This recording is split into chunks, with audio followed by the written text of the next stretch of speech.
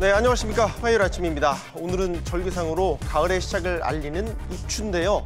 낮 최고 기온이 36도를 넘는 무더위가 이어지겠고 소나기도 내린다고 하는군요. 가을은 아직 멀어 보이기만 합니다. 자, 오늘도 저와 함께 따끈따끈한 조간신문 펼쳐보도록 하시죠. 8월 7일 손속의 손안의 신문 시작하겠습니다. 일면부터 보겠습니다. 네, 오늘자 일면들은요. 사진을 좀 주목해서 보시면 좋을 것 같습니다. 김경수 경남도지사가 어제 특검에 출석하는 모습 나와있죠. 그리고 같은 날 경제수장인 김동연 경제부총리와 재계 1위 삼성전자를 이끄는 이재용 부회장이 논란 속에서 어제 손을 맞잡았습니다. 자, 강릉은 어제 소나기 물폭탄이 떨어져서 아수라장이 됐고요. 자, 신문 한번 펼쳐보도록 하죠. 오늘은 한국일보로 먼저 가보겠습니다. 일면을 보실 텐데요. 자, 일면 상단에 김동연 부총리와 이재용 부회장의 만남을 다루고 있습니다. 그런데 그냥 다루고 있는 게 아니라 이렇게 수식어를 달았군요. 보이십니까? 네, 찜찜하게 끝난 만남이다. 청와대발 투자 구걸 논란에다가 삼성이 눈치를 보다가 100조 원에 달하는 투자 고용 발표를 지금 미뤘다고 알려져 있죠. 두 사람 사진 속에서는 웃고 있는 모습입니다. 속내는 어떤지 모르겠습니다. 그 아래 사진 보실까요? 네. 어제 강원도 강릉시에 물폭탄이라고 할 만큼 기록적인 폭우가 쏟아졌습니다. 보시는 사진은 KTX 강릉역의 모습입니다.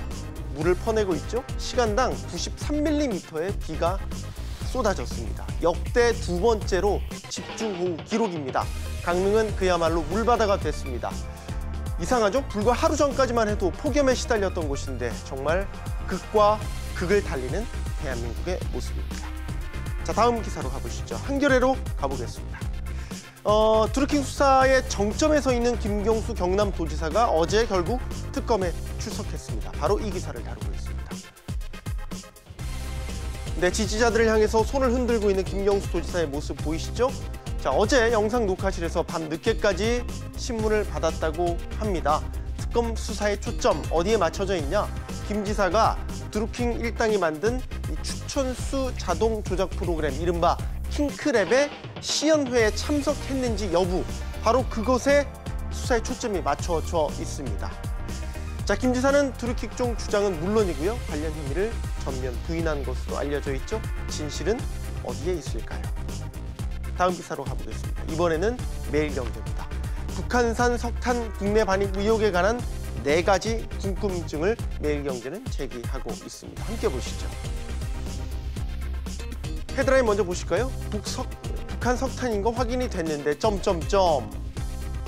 국내에 반입된 북한산 석탄을 한국전력의 발전 자회사죠. 남동발전이 구매한 것으로 알려지면서 지금 파장이 커지고 있죠. 4가지 궁금증은 이렇게 제기를 하고 있습니다. 첫째, 북한산인지 몰랐나 알았나? 둘째, 유엔 결의를 왜 이행하지 않았나? 셋째, 관세청 조사는 왜 늦어졌을까? 넷째, 서훈 국정원장이 혹시 방미 때 이 문제를 거론하지는 않았나? 자, 이 시점에서 또 한 번 외쳐야 될 것 같습니다. 진실은 어디에 있습니까? 이번엔 그 아래 기사를 한번 보실 텐데요. 북한 이야기 또 해야겠습니다. 싱가포르에서 열린 아세안 지역 안보 포럼, 이른바 ARF라고 하는데, 자, 여기에서 의장 성명이 채택됐는데 논란이 일고 있습니다. 왜냐? 기사를 보시면 답이 나옵니다. 자, 그동안 북핵 문제를 다루면서 우리나라와 미국이 주장해왔던 게 있죠. 완전하고 검증 가능하면서 불가역적인 비핵화, 이른바 CVID였습니다. 아마 귀에 못이 박히도록 들으셔서 기억나실 겁니다. 자, 그런데요. 왜 논란이 되고 있냐? 이 CVID가 의장 성명에서 그 표현이 쏙 빠졌기 때문입니다. 대신 CD만 들어갔습니다. CVD 빠지고 CD만. CD 해석하면 완전한 비핵화라는 뜻이겠죠? 자, 그런데 CVID라는 표현이요. 초안에 있었다가 빠진 것으로 알려지면서 결국에는 북한의 외교 공세가 먹혀들었다라고 기사에서는 꼬집고 있군요. 우리 정부는 이 CD 안에, 즉 완전한 비핵화 안에 포괄적으로 다 포함됐다라고 얘기를 하고 있기는 한데, 글쎄요, 유행가 가사처럼 있다 없으니까 빈자리가 더 커 보이는 것 같습니다. 다음 기사로 가보겠습니다. 한국경제로 가보죠. 요즘 논란과 손가락질을 받고 있는 독일 자동차 업체 BMW 화재 소식 전하겠습니다. 한국경제신문입니다. 고개를 숙이고 있는 김효준 BMW 코리아 회장의 모습입니다.